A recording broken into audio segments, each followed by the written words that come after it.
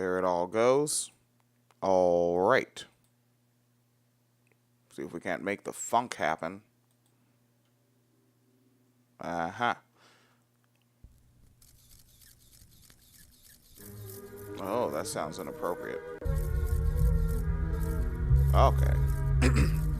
Alright, morning wine cellar. Doing something a slice different. Making the morning wine cellar. And I'm doing it in the Wine Cellar Podcast Friends group. That's where the Facebook Live of it is. And then I'll just link the YouTube to the other places when I upload that. Alright? So, and I'll make a post about that on the Facebook and the other places to let folks know. If you're like, yeah, so live will be in the group and then archive will be public. That's fun. Alright, not much going on for the Wine Cellar Live. It is 2:34 a.m. Alright, because I have to be at work at 4 a.m. So just gonna fart a couple of things out quick and or fast. George Zimmerman. Oh, wait. Trigger warning, fuckos. This show is fucked up. That's a fact. Father Teresa's Wine Cellar is rated R for keeping it real. All right, and it is Wednesday morning, November 14th, 2018.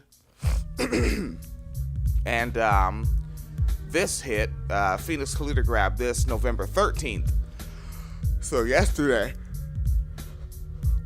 But we couldn't do an evening wine cellar yesterday because I was in a meeting after the regular shift that ran extra fucking long.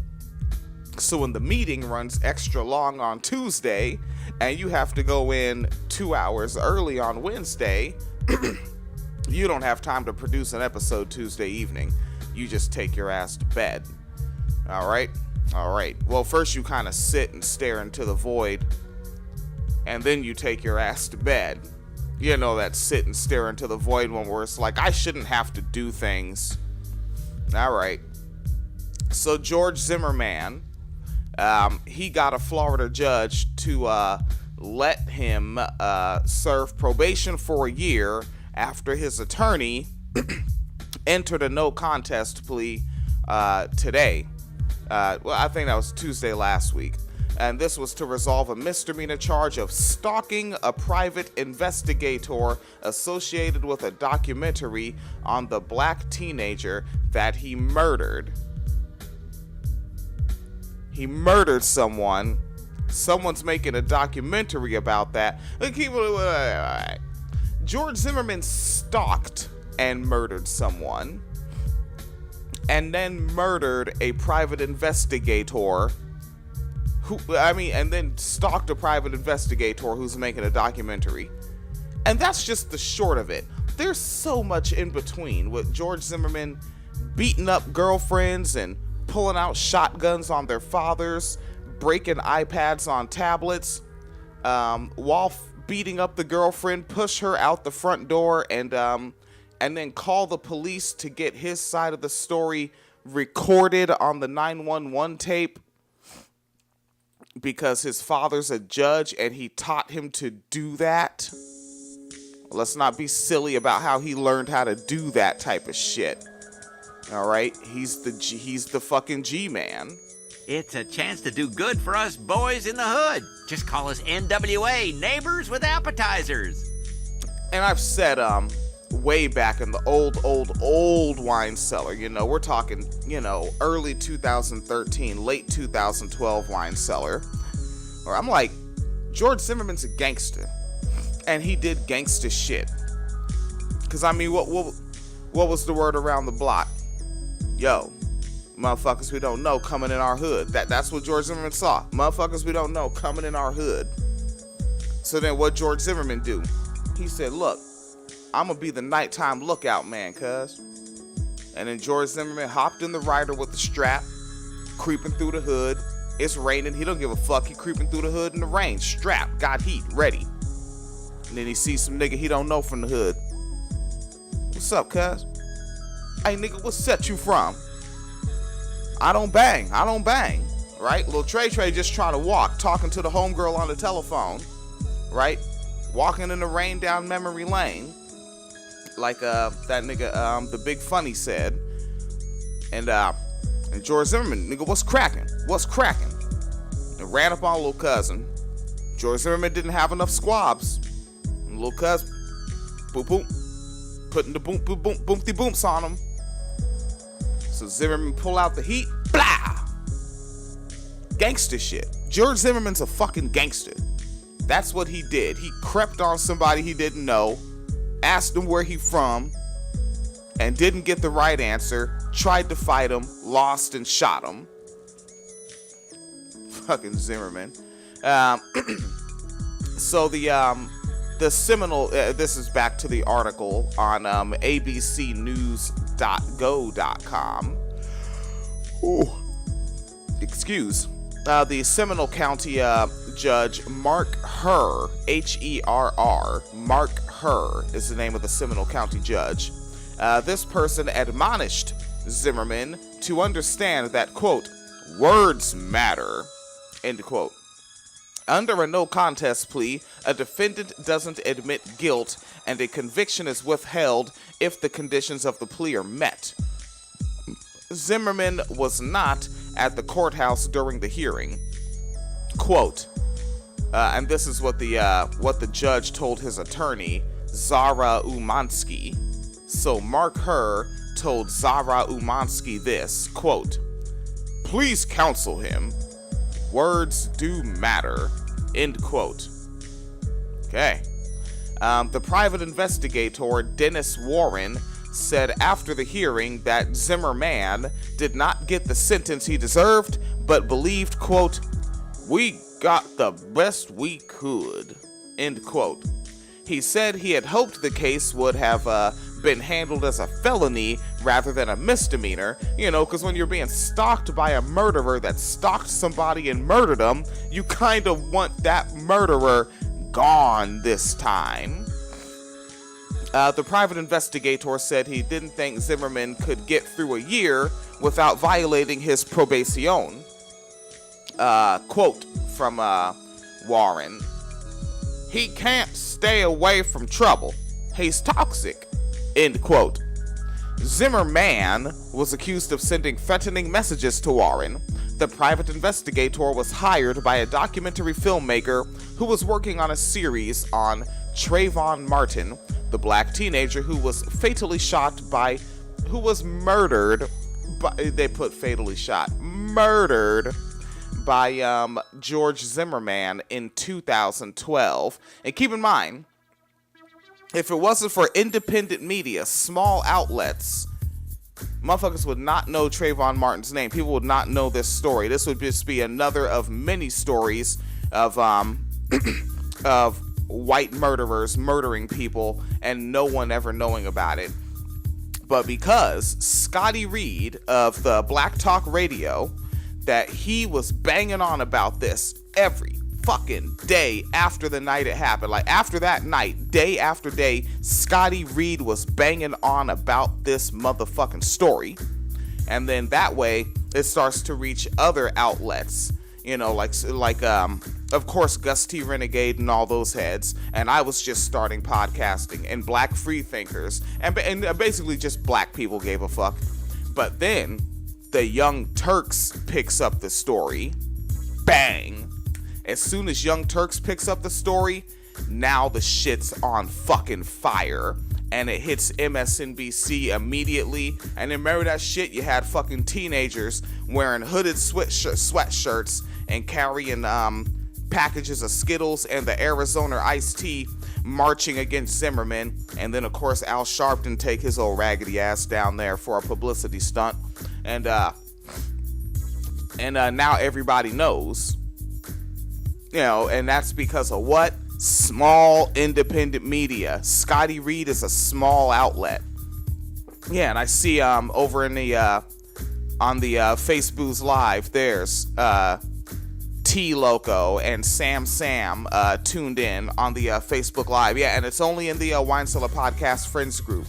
So somebody checking this out, you might want to go to the Facebook, find the Wine Cellar Podcast friends group and be like, hey, nigga, I want to join your motherfucking group. Just in case you're up at 2 or 3 a.m. on West Coast, or not West, but, Western Hemisphere time.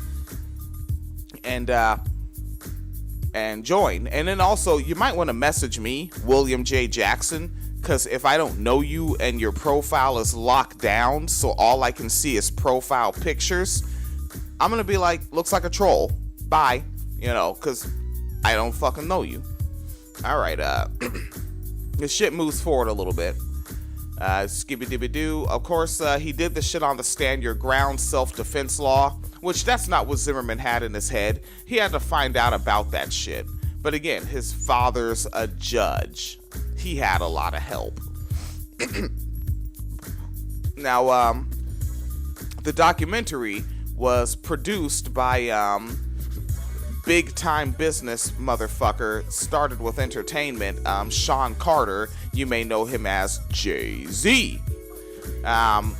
Reading a victim impact statement in court, Warren says that Zimmerman made scores of harassing emails and telephone calls, threatening the private investigator and his family starting last December. The threats include details about his life that few people knew, such as where he was traveling and on what airline. And Warren, who got extra security for his house, quote, "The threats were for me to immediately stop what I was doing, or I was going, or he was going to harm me," end quote. And he added that Zimmerman had a propensity for violence. We know that. That's why you're making the documentary, because he has a propensity for violence. And this notification keeps coming up on my device saying, you gotta go and do machine part prep today. I know I gotta go do machine part prep, fucker. Alright, so, and this is a quote from Judge Herr, Mark Herr, the judge, remember? Said, I feel your pain, Mr. Warren. Let's keep it to Mr. Zimmerman, not counsel. He is going to be watched, and hopefully it will never happen again. Hopefully, end quote. Under the terms of Tuesday's agreement, Zimmerman has to report for probation by Thursday and can do it by telephone. He can have no contact with Warren and his wife for a decade. All right, that's that Zimmerman update. And then, Zimmerman adjacent, if you will. And Phoenix Collider putting up those mobile links. And this is coming off of Huffington Puffington Post. All right, Huffington Puffington Post. So this guy's name is Jeffrey Ziegler. And he's going to he's going to go to jail. Hell, it looks like we might have some audio here. That might help me out. Nah, it's no good for YouTube. So a retired white firefighter who fired a gun at a black teenager after the boy knocked on his front door for directions has been sentenced to 4 to 10 years behind bars. Welcome to the victim blaming. If you're black and you don't know where you are, you don't knock on nobody's motherfucking door for shit. What the fuck are black parents doing? Black parents are failing hard. If you're raising a black child, you let them know that they're in danger all the time. You let them know to keep a couple arms length from white people. You let them know to watch white men's hands. Watch where white men have their hands closely. And again, you don't knock on nobody's motherfucking door. We have 2 major stories about that. The one, I think, was also in Florida. I think the guy was like on the high school football team and they blasted him down. And then I think want to say it was Renisha McBride. I'm going to go ahead and do a Yahoo search right here live on the joint. Renisha McBride. That might not be the right one. Renisha McBride might have been the one that got shot in the crowd of people. Dearborn Heights, Michigan. Yep, yeah, Renisha McBride. Yeah. And, yeah, the motherfucker shot her through the fucking shit with a damn shotgun, blasted her, fucking murdered her right there on the spot. Because black parents are not telling their black children that the world is more dangerous for them than other people. All right. And that's the thing. See, people keep saying that shit. Like, that's something that annoys the fuck out of me.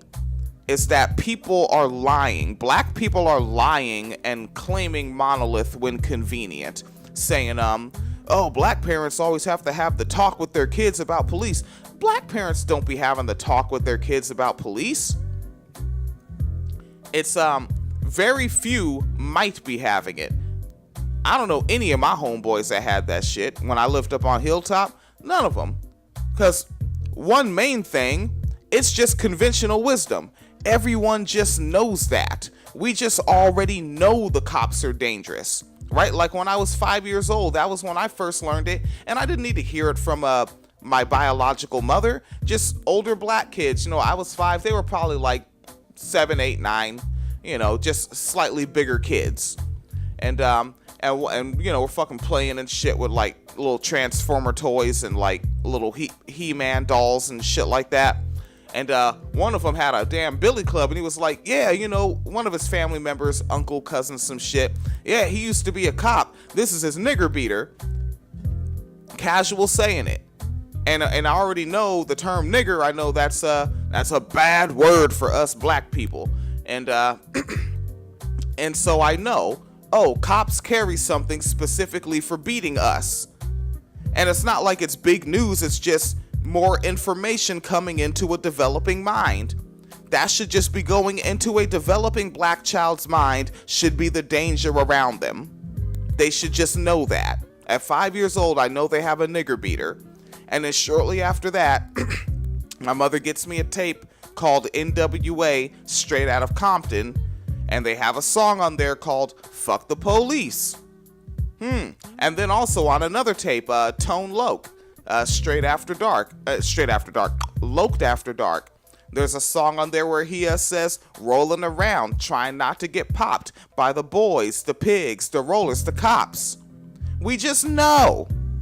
We just fucking know. We don't need a specific, you're 11 years old now, Devontae. I have to give you the talk about the police. Black people aren't doing that shit. Stop letting petty bourgeois niggas lie to you. All right? If the petty bourgeois niggas are doing that, they're doing that shit reluctantly. They want their kids to be cops. All right, dancing it forward. There's Sophia Loco tuning in right after a little police cop rant.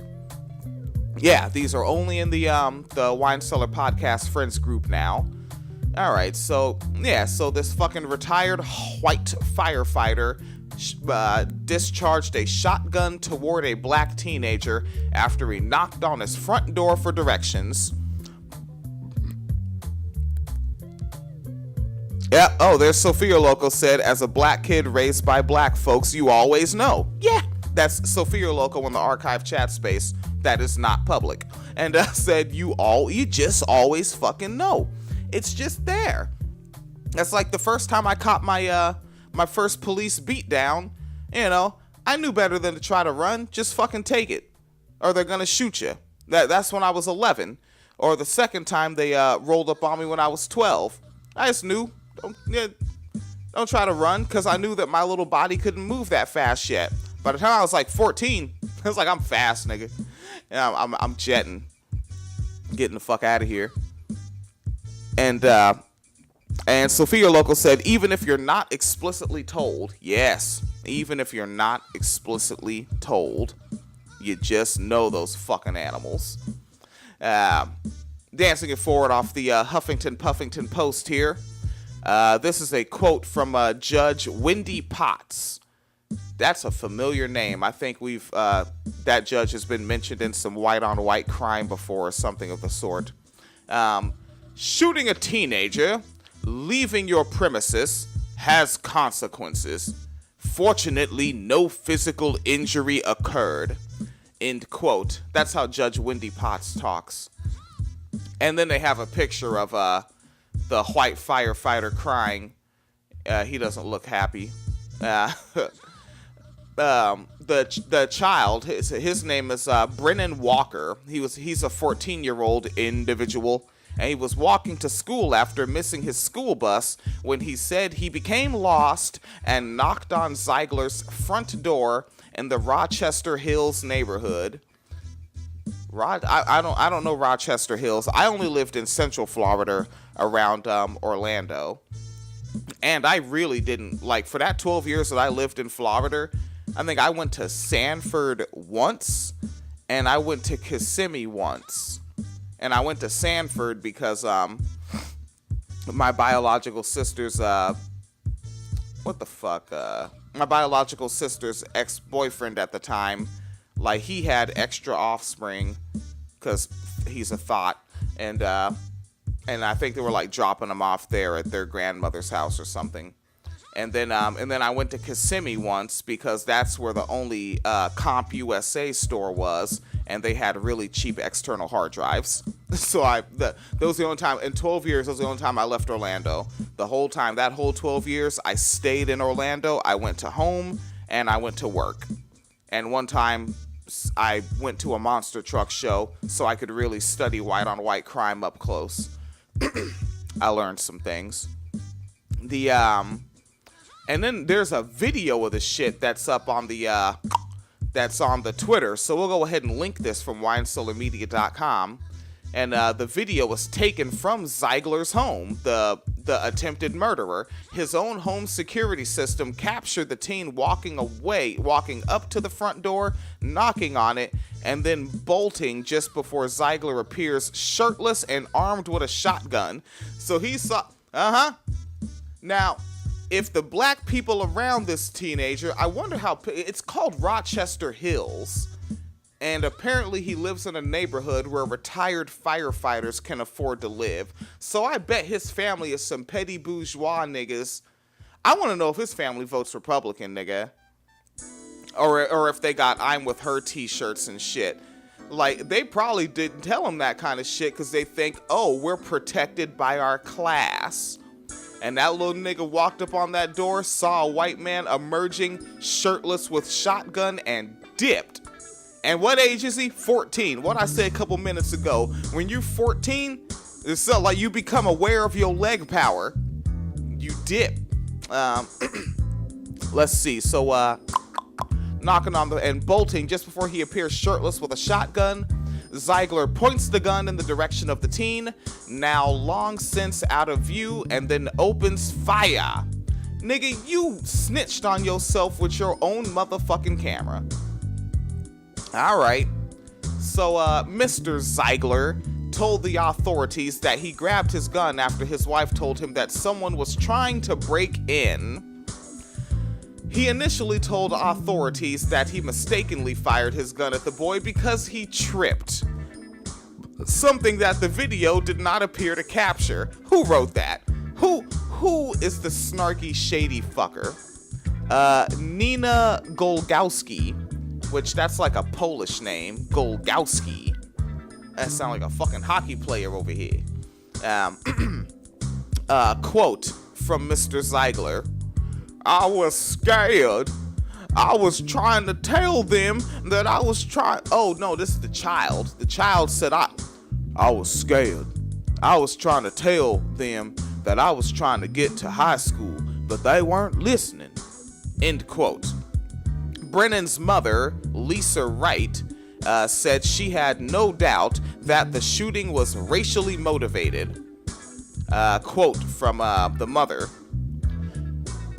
If there was a button that I could press for me to pick what color I would be, just so I wouldn't have to deal with this type of stuff, I would have to be your color just so I could survive. End quote. Brennan's father, who serves in the military and military parents and lives in a neighborhood where a retired firefighter can afford to live. These some petty bourgeois niggas. And Sophia Loco in the archive chat space said, people trying to break into your house, knock. Yeah. That's so that you know, they want to give you a fighting chance. I mean, come on, Sophia, come on. What happened to honor among thieves? Come on. And you just hating because the black criminal has more respect for the code than the white criminal or some shit. So his father serves in the military and was deployed in Syria with special forces when the incident took place. And he attended Tuesday's sentencing and reportedly expressed his own concerns about his family's safety, asking a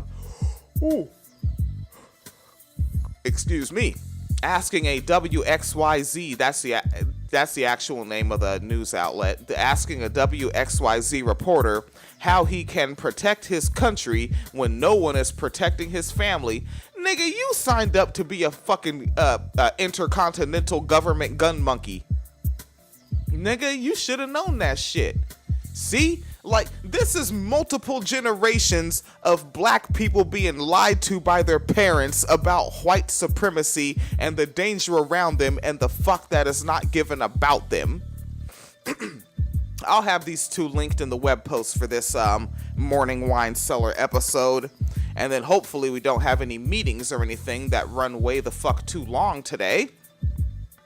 And I can get back in time for a good white on white crime Wednesday.